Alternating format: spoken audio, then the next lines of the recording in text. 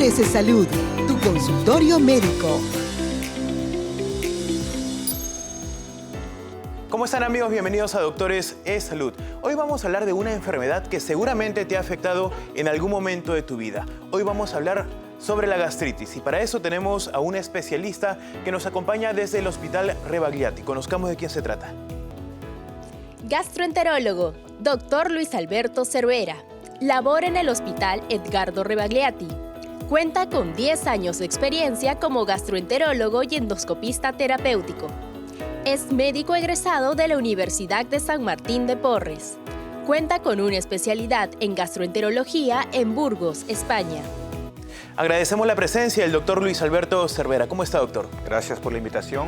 Deseoso de hablar un poco de esta enfermedad que es tan común en la población. Exactamente, doctor. A ver, comencemos. ¿Qué es la gastritis?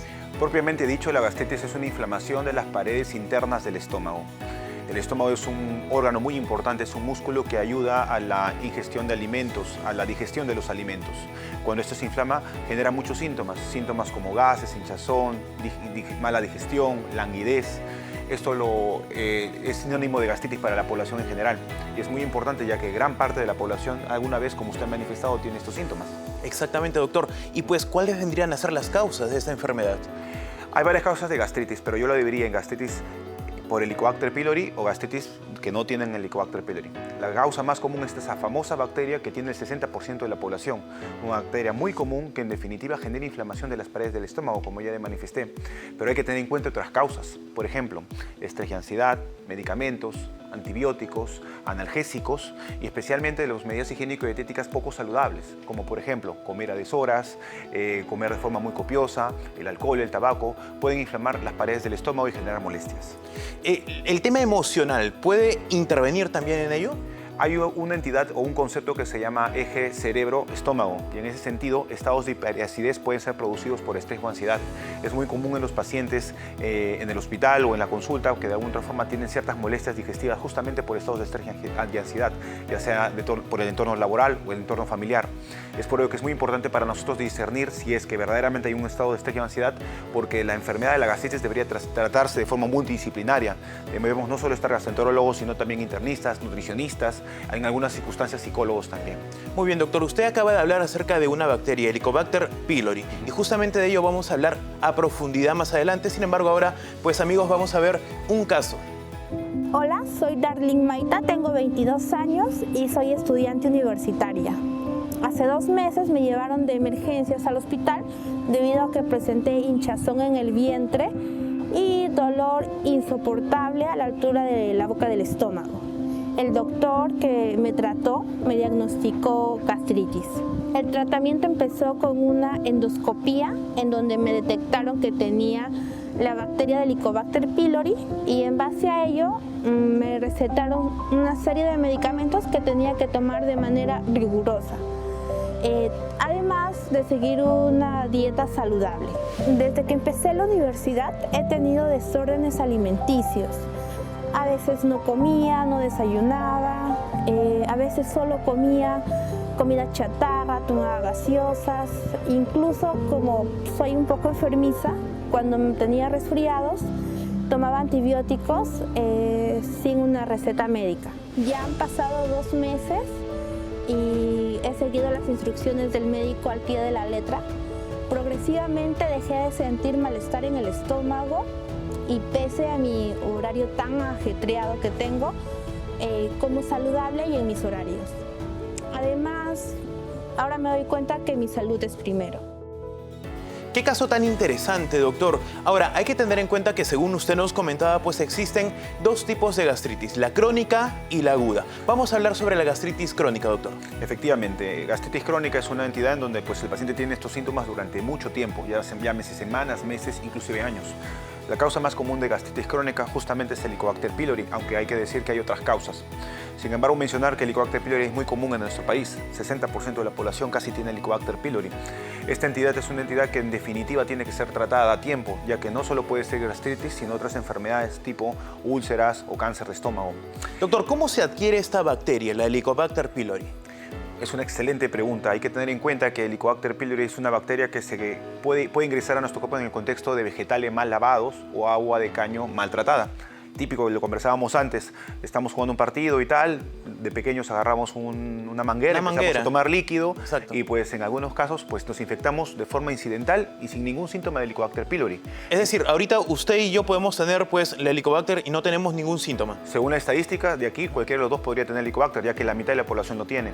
Muy bien. Ya le digo yo que yo no lo tengo porque me he hecho la prueba. Pero mencionarle que en definitiva los síntomas habitualmente no aparecen en la niñez. Sí que hay pacientes que tienen gastritis. Sí hay niños que sí tienen síntomas de gastritis, pero no es lo común. Lo común es que los síntomas se exterioricen en el tiempo.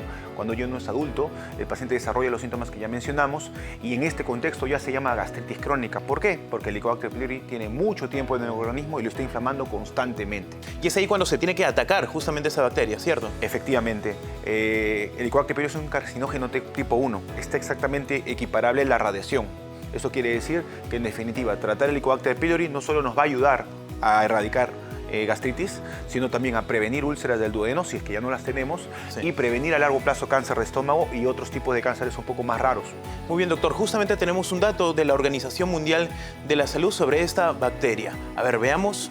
El Helicobacter pylori fue declarada en 1994 por la Organización Mundial de la Salud como cancerígeno tipo 1, justo lo que usted nos decía, y que fue ratificada en el 2010. Se estima que más de la mitad de la población mundial está infectada por Helicobacter pylori, bacteria causante de gastritis crónica y que en el 15 al 20% de los casos origina úlceras pépticas, linfomas tipo MALT, tejido linfoide asociado a mucosa y cáncer gástrico. Doctor, coméntenos, por favor. Todo lo que se comenta acá es absolutamente cierto. Cuando empezó el tema del Helicobacter pylori hace 30 años era algo inaudito pensar que una bacteria generara inflamación en las paredes del estómago. Es más, pensábamos que por haber ácido no iba a haber ninguna bacteria ahí. La medicina ha ido evolucionando y ha evolucionado y al día de hoy sabemos que el Helicobacter pylori es causa de múltiples enfermedades. Es por eso que si la detectamos hay que tratarla. Es muy difícil para nosotros tratar a todos los pacientes. Entenderá que no podemos estudiar a todos los pacientes porque son el 50% de la población, casi 15, 18 millones de personas en el Perú. Sin embargo, creo que de alguna u otra forma podemos prevenir esto de aquí. Tener las medidas de salubridad adecuadas, servir los alimentos, lavar bien los vegetales. Ojo, conversábamos también, ¿no?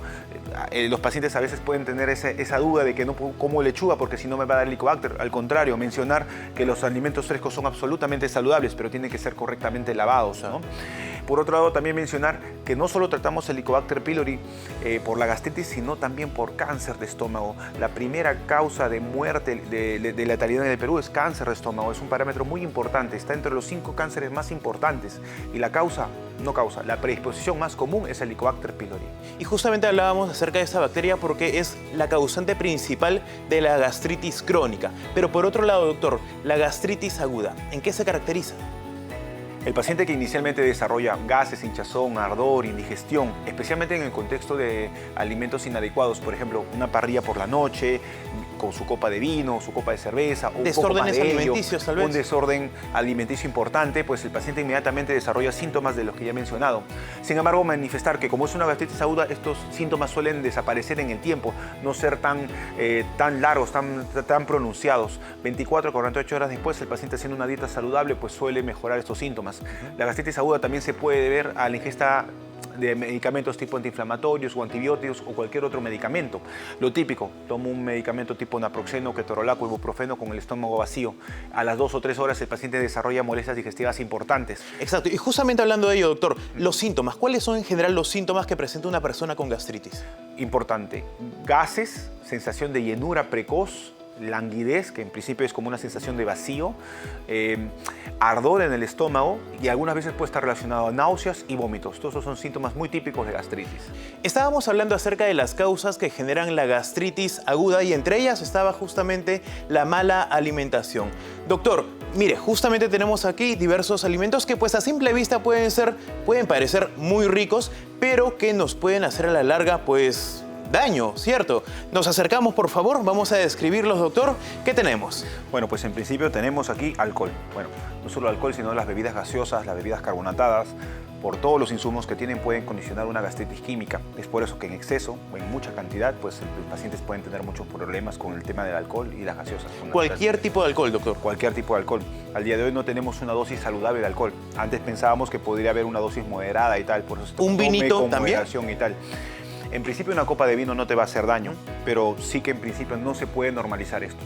Antes teníamos la idea, ¿no? Una copa de vino en vez de una hora de ejercicio, no sé si le suena. Sí, o si claro no, que sí. una copa de vino previene problemas cardiovasculares. Al día de hoy eso no es tan cierto. Lo que sí que sabemos es que pueden hacer daño si se toman en exceso. Por eso todo con moderación va bien, todo en exceso va mal. Perfecto, muy bien. Azúcar y harinas. Bueno, pues el azúcar es un veneno. Al día de hoy tenemos la famosa triada de la mala alimentación, ¿no? Azúcar, grasas y sal. No solo todo esto puede condicionar problemas digestivos muy importantes, entre ellos la gastritis. La inflamación aguda de las paredes del estómago puede estar íntimamente relacionada a estos alimentos. Así que siempre se intenta evitar alimentos con mucho azúcar. ¿Cómo logramos conseguir una buena azúcar? Por ejemplo, las frutas, papaya, sandía, melón, melocotón, durazno son mucho más fáciles de digerir para el cuerpo, en vez, por ejemplo, de chocolate o, por ejemplo, un refresco que en definitiva es azúcar a la avena.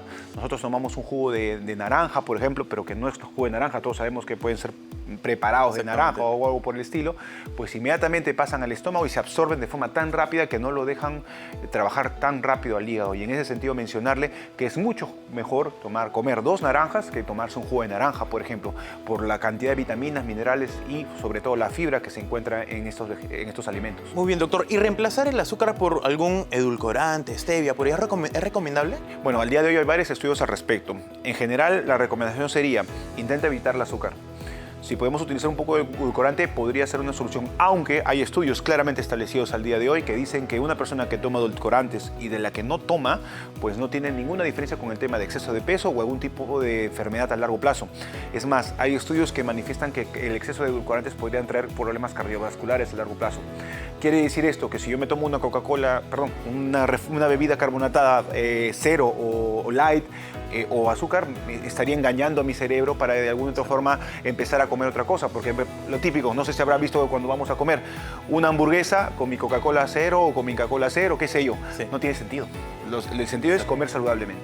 Muy bien, doctor. Ahora, el tema del café. ¿Quién en la mañana pues no se despierta y para ponerse las pilas se toma un cafecito? O en la noche, ¿no? Ya para acostarse, digamos, un cafecito. ¿Es recomendable o no? Aquí hay un tema sumamente controversial, pero tendré que comentarlo de la siguiente manera. El café es un antioxidante increíble. En el contexto de que no te haga daño, uno puede tomar café. Hay varios estudios que denotan que hay procesos cardiovasculares, de problemas en el hígado que pueden ser prevenidos por el tema del café. No solo del índole orgánico, sino también psicológico. Es por eso que de entrada nosotros no recomendamos suspender el café. Pero si el paciente tiene predisposición a tener molestias digestivas intensas o siempre, como en todo caso, hay exceso, sí, efectivamente tenemos que tomarlo con moderación. Y cuando hablamos de refresco, doctor, ¿a qué nos referimos? Nos referimos a cualquier tipo de insumo que pues tiene alguna fruta en forma de líquido, que no solo incluye esto, sino también azúcar. Los jugos habitualmente tienen... ¿Cualquier tipo de jugo, doctor? Cualquier tipo de jugo. Hay que tener en cuenta que la palabra ayuda bastante. Por ejemplo, limonada naranjada es más agua, ¿de acuerdo? Que el insumo de azúcar que se encuentra en la fruta. Y en ese sentido es mucho más saludable que una bebida tipo refresco. Especialmente los refrescos que son los procesados, los que están envasados y tal, tienen una serie de insumos que pueden condicionar muchos problemas en el estómago y no se recomiendan, se prefiere evitar. Agua fresca, lo adecuado. Bebidas de tiempo, tipo anís, tipo hierba luisa, tipo manzanilla, suelen ser los adecuados. Es una combinación fatal, digamos, porque no solamente es el consumo de estos alimentos, doctor, sino que además se comen a deshoras. Por ejemplo, en la noche, pues uno regresa a la casa después de un día arduo de trabajo y se come una hamburguesa a las 11 de la noche y luego se va a la cama. Totalmente de acuerdo. Hay que tener en cuenta varias cosas en ese sentido. Por ejemplo, nosotros solemos comer un desayuno muy sutil, casi no desayunamos, mal de ahí de por medio, comemos un almuerzo, pero llegamos con hambre a la cena y comemos todo lo que vemos. Abrimos la refrigeradora y nos metemos todo, ¿cierto? Y por la noche, hinchados, con gases, con indigestión, eructos, vinagrera. Todos esos síntomas de alguna otra forma denotan síntomas de gastritis y también de reflujo. Y bajo esa premisa se recomienda buen desayuno, buen almuerzo, cena suave. ayudarse entre comidas con frutas y verduras y procurar tomar 2 litros de agua al día. Esa sería la recomendación. Perfecto, doctor. Regresamos a nuestros lugares, por favor. Doctor, ahora, hablando justamente acerca de la gastritis, ¿qué método pues utilizan ustedes para diagnosticar? Porque, valgan verdades, pues una persona a quien le duele la boca del estómago se va a la farmacia porque cree que tiene gastritis y va donde la persona que atiende la farmacia y le dice, tengo este síntoma. Y justamente el farmacéutico le dice, ¿tienes gastritis? Te doy un omeprazol y se lo da, ¿no? Pero ¿esta es la forma de atenderse uno mismo o cuál sería el procedimiento correcto? Es muy importante de notar que si el paciente tiene molestias digestivas de las que ya hemos mencionado, vaya a su médico tratante. Un médico general, un médico internista, un médico gastroenterólogo, para que de alguna forma nos oriente un poco a qué es lo que tenemos que hacer. Si tenemos un episodio agudo de gastritis aguda, lo recomendable en ese caso y lo que hará el médico es hacer un examen físico adecuado, una valoración, un cuestionario al respecto para definir si sus síntomas son los que son compatibles a gastritis o a otra causa. Hay que tener en cuenta que los síntomas que hemos mencionado los comparten otras enfermedades un poco más difíciles de ver. Gastritis, úlceras, cáncer de estómago, todos pueden ser síntomas muy parecidos. Es por eso que el médico tratante tiene que intentar discernir cuál de estas podría ser la causa de sus problemas. Y bajo esa premisa mencionar los síntomas de alarma, muy importante en ese sentido. Si tengo dolor abdominal muy intenso, vómitos con sangre, deposiciones negras, sensación de masa en el abdomen, pérdida de peso, son síntomas de alarma que ineludiblemente nos obligan con mucha más razón a ir a nuestro médico para que seamos valorados, porque en ese caso ya puede haber algo adicional que no estamos viendo. Doctor, la endoscopía digestiva, muy importante para poder detectar justamente la gastritis. Efectivamente, como ya mencioné, inicialmente tiene que haber una exploración física y un cuestionario a un paciente, esto lo hace un médico tratante. Los gastroenterólogos nos encargamos de ir un poco más, discernir verdaderamente si hay gastritis o no. En el contexto de síntomas de alarma o en el contexto de pacientes que tienen síntomas durante mucho tiempo y no mejoran con nuestro tratamiento inicial, indicamos endoscopía. Es muy importante recalcar que la endoscopía es un procedimiento que tiene que ser evaluado por nosotros. No es que el paciente dice, doctor, quiero que me haga mi endoscopía. Nosotros tenemos que evaluar adecuadamente caso a caso.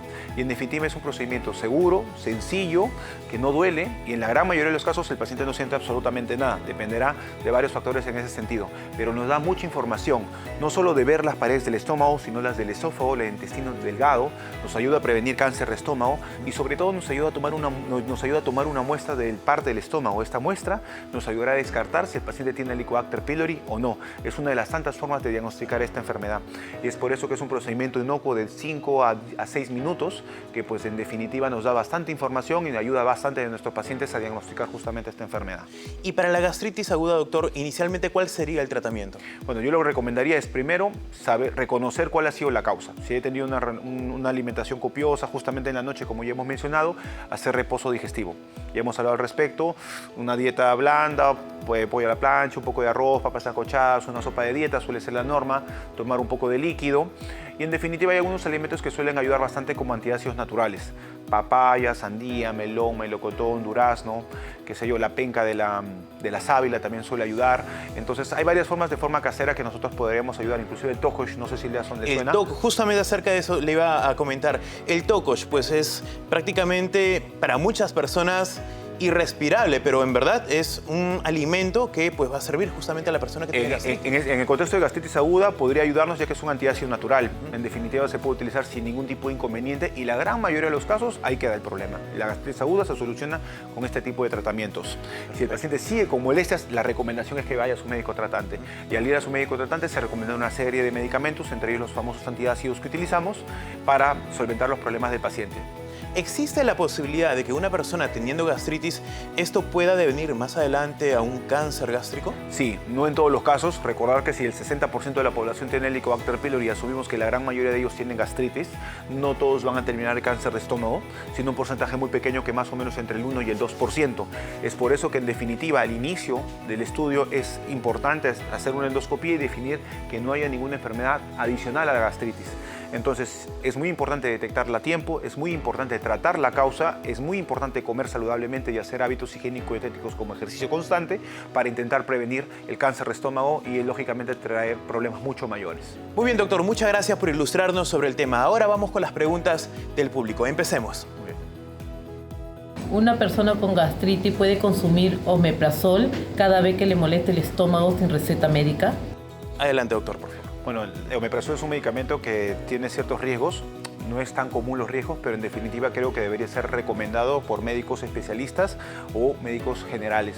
En definitiva, cualquier tipo de medicamento en estas circunstancias es sumamente adecuado que sea recetado por un médico especialista en la enfermedad que se ve. Ya saben, pueden enviar sus preguntas al número de WhatsApp 950-091-108. Siguiente pregunta. ¿Un paciente con gastritis puede consumir todas las frutas? Doctor. Es una pregunta increíble.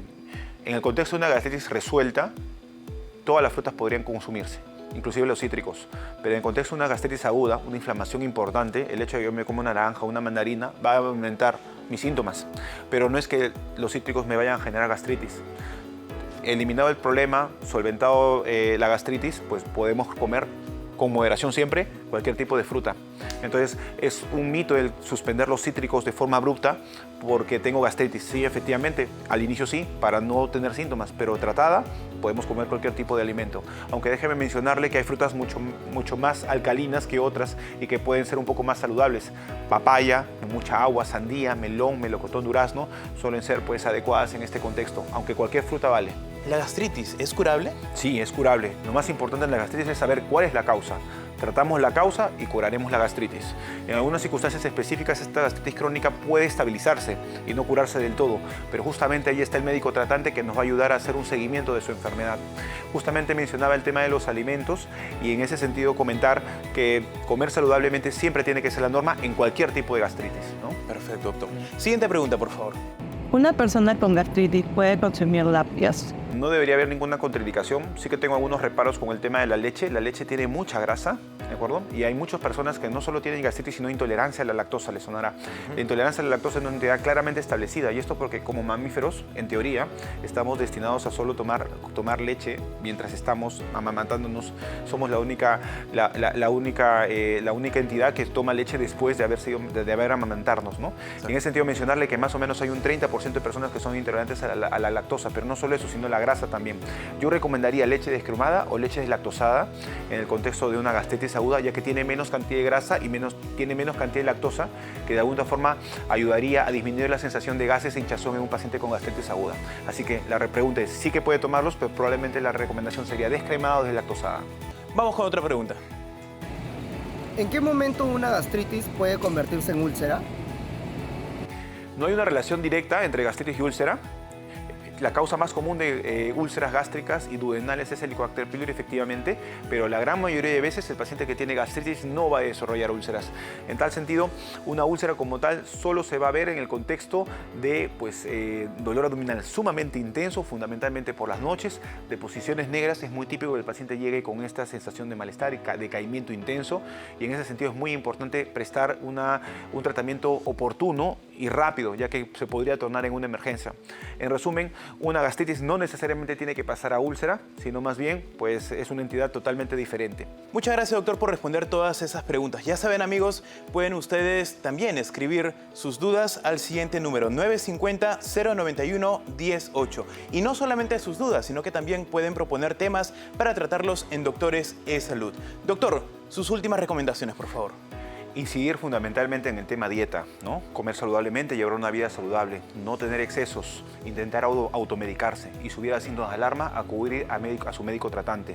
Recordar que una endoscopía a partir de los 40 años previene muchas cosas, entre ellas cáncer de estómago, y es por eso que el médico tratante debería orientarlo para hacerle las pruebas respectivas y darle un tratamiento oportuno. Muchas gracias, doctor, por su presencia esta mañana. Fue el doctor Luis Alberto Cervera del Hospital Edgardo Rebagliati. Y de esta manera, señores, cerramos el programa de hoy. Nos vemos la próxima semana con más Doctores eSalud.